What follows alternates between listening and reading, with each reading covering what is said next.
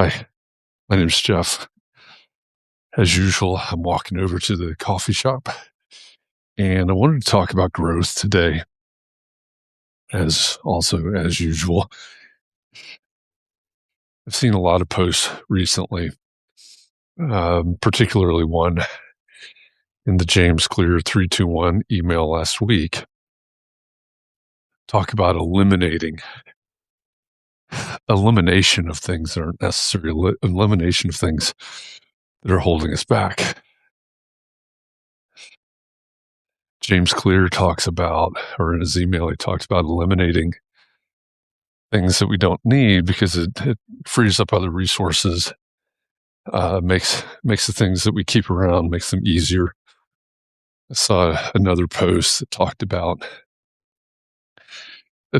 it in terms of distraction, really. Like, it's not that, how did they put it? I forget how they put it exactly.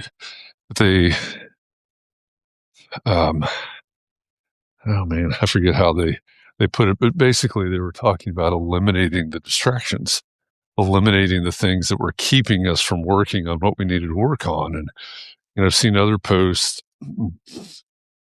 about the need to eliminate friction, and that's where the idea of the race cars came from. That's what they're doing. The more friction you have, the slower you go. So the more downforce those wings have are creating for the car, the more it's pushing the car down, basically sticking the car, creating more friction, keep the car down on the track, slows it down. Also, there's a razor thin line there, right? They eliminate the too much downforce and the car doesn't stick to the track.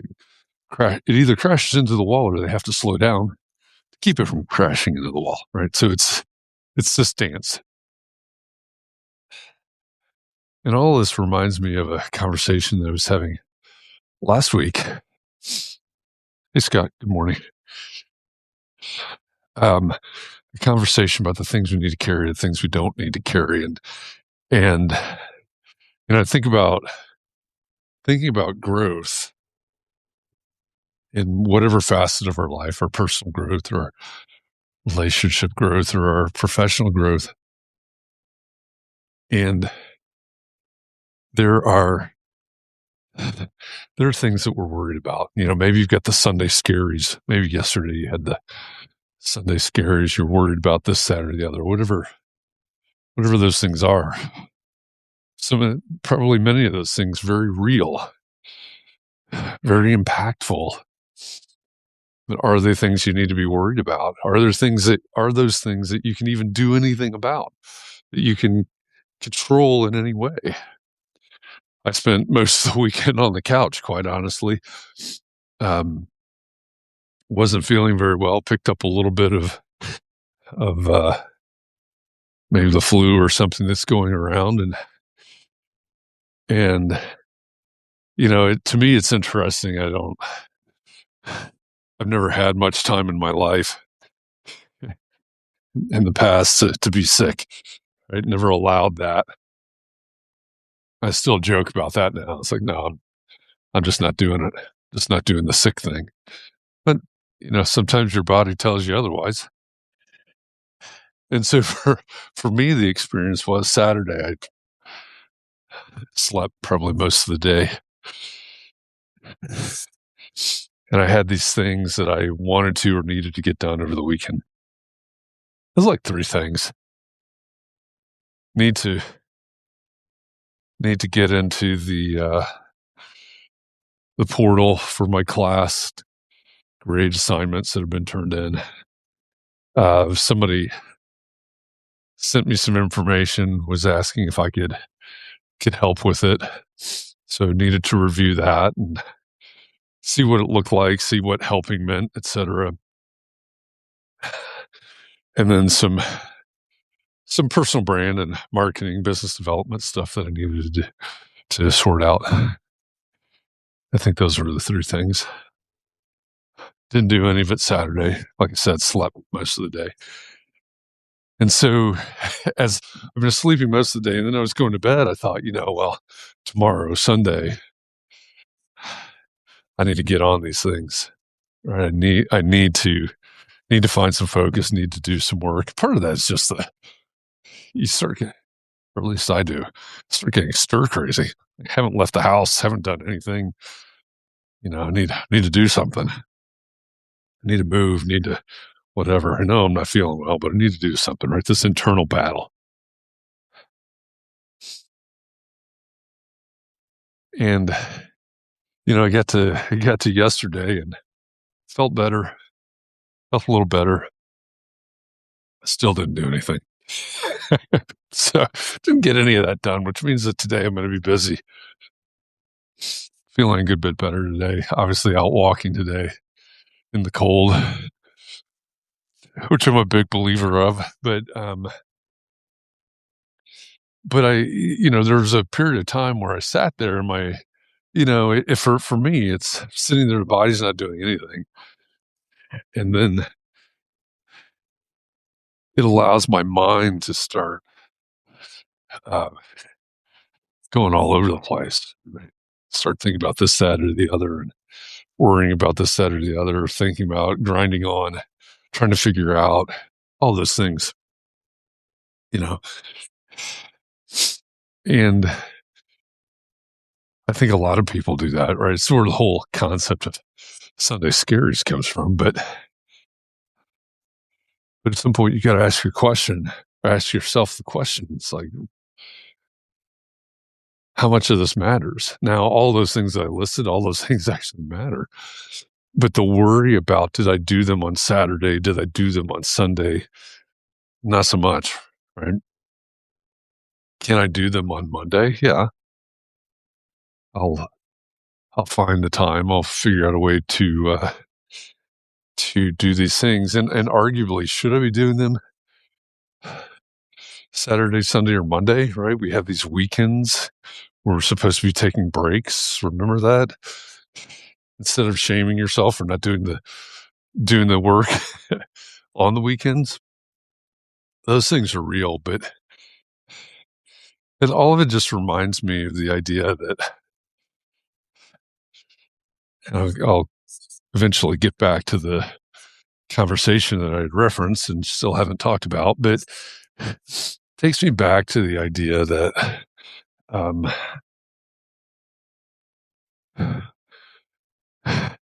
we got ice forming again on the water. It takes me back to the idea of carrying the things or letting go, setting down the things that don't serve us.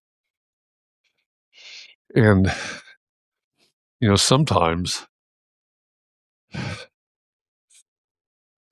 that question, or sometimes those things that don't serve us, that's about like anymore. Like, well, I used to do this, that, or the other. Well, guess what? You're in a different season of your life now. So do those things that you used to do they still serve you? I came across this creator on Instagram. I don't know, it's one of those suggested for you or something.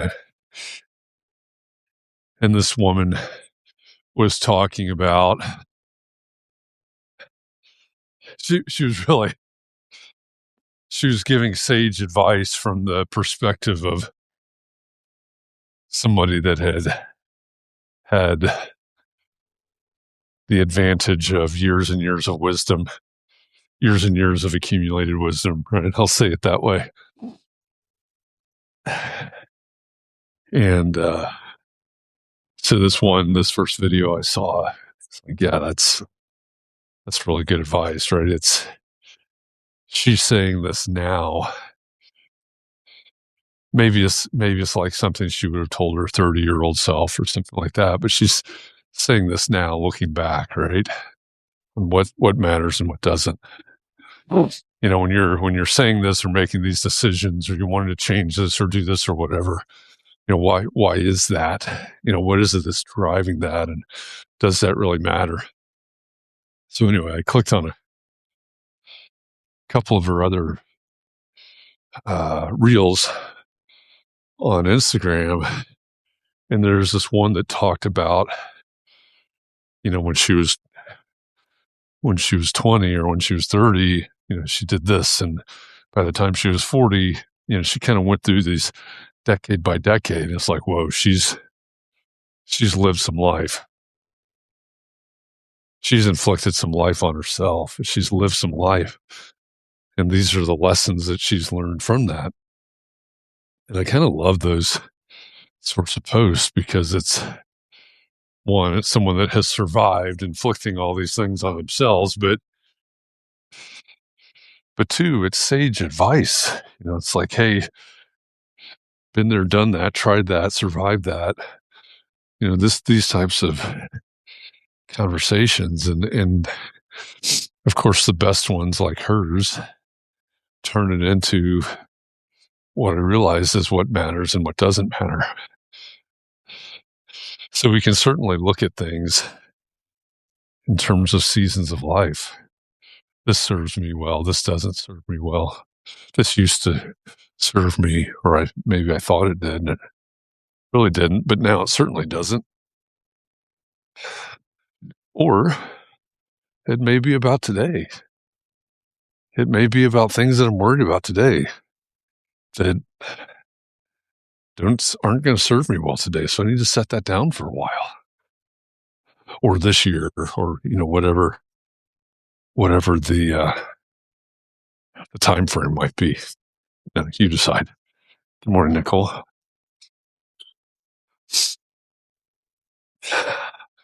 And I've been teasing this out now for about half a mile. This conversation that I had like a week ago was all about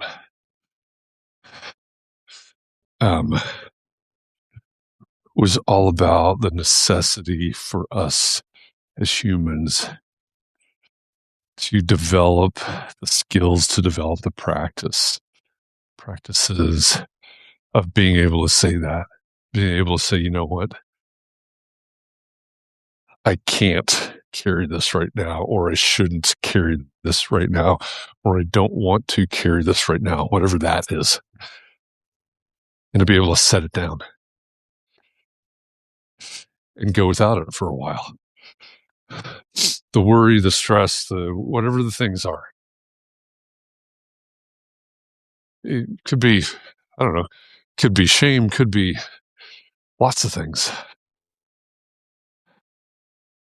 I guess emotional, mental, energy things. But we need to develop the practice of being able to set those things down. Look around and saying, okay, does this serve me? Is this serving me? Is this not serving me? If not, set it down. And then maybe we go back at some point and say, okay, now it's time to pick this back up. And maybe we go back at some point and say, you know what? I'm not sure why it was carrying that. It doesn't serve me. It's not serving me. I'm just going to leave it. I'm not going to pick it back up.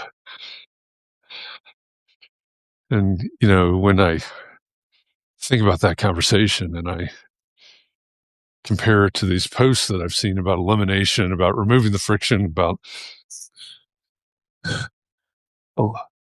maybe it's even eliminating the things that we don't want to do. And I think about that, and it's,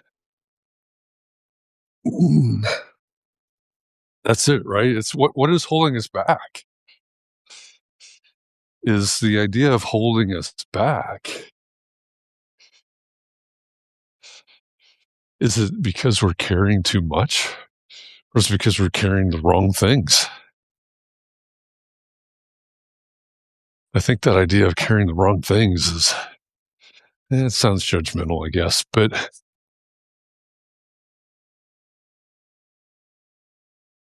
carrying the things that aren't moving us forward. Again, easier said than done, almost as always. But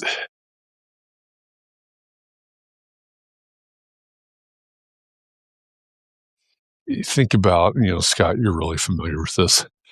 If you're going to go hike, if you're going to climb a mountain, if you're going to think about all these people. Think about people that climb Mount Everest. Excuse me.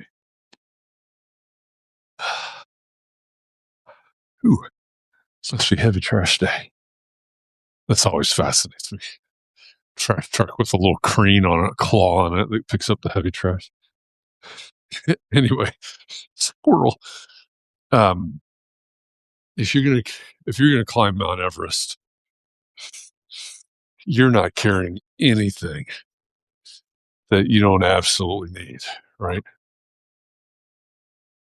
You're not going to carry anything that doesn't serve you on that climb.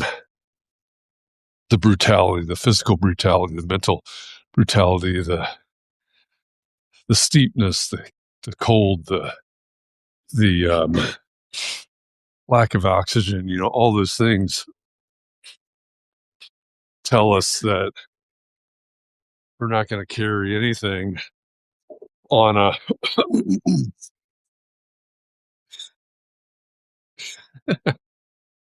my fascination. We're not going to carry anything that doesn't serve us.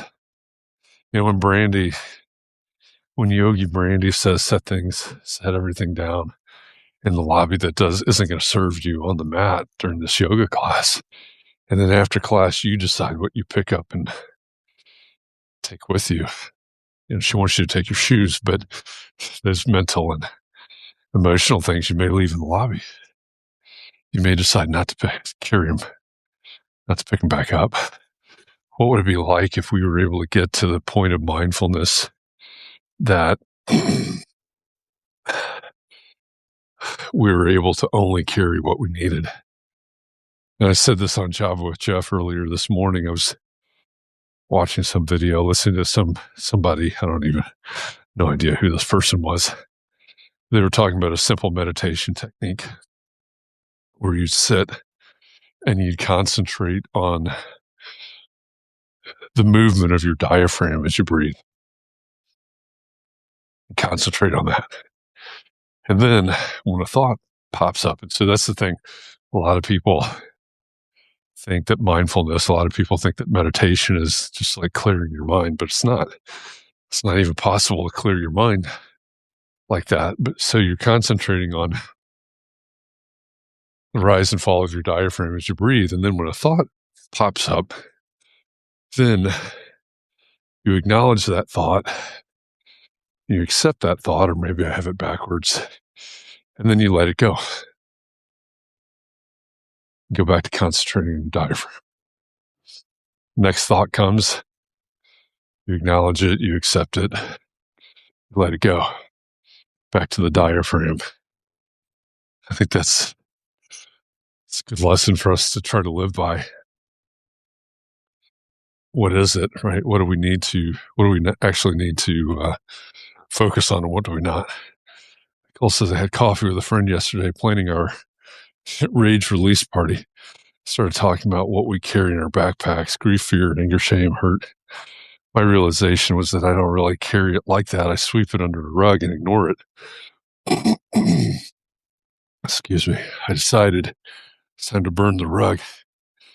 Actually, burning a rug may now be part of our party. Sledgehammers and fire. I love that. I love that. This is a story for a very different time, but a theme for me over the past few years has been a box. What's in the box? Same thing. I put it in a box, you put it on the rug, same difference, right? Scott says, good analogy. Really taking what will keep you alive and those around you alive, nothing more. Yeah. Anything more can be deadly. Yeah, you think you're more prepared, but it's just weighing you down, right? It's dangerous. Extreme example, of course. But we can learn a lot in lessons from extreme examples. So, all right. If I can successfully make it across the street without being run over by people doing U-turns and such, I'm going to go into the coffee shop. And I got somebody calling me too. So I don't know how that showed up here. I don't know if you noticed that somebody called, but somebody called. Anyway, think about what you're carrying, I guess. Think about burning the rug, cutting the rug, getting rid of the box, burning it down, whatever you need to do. What is it that we need to survive? And what is it that we just need to make it through the day? Lots of sorrows. All right. I'm going to go have espresso. I'll see you tomorrow. Thanks for walking with me. We do need coffee.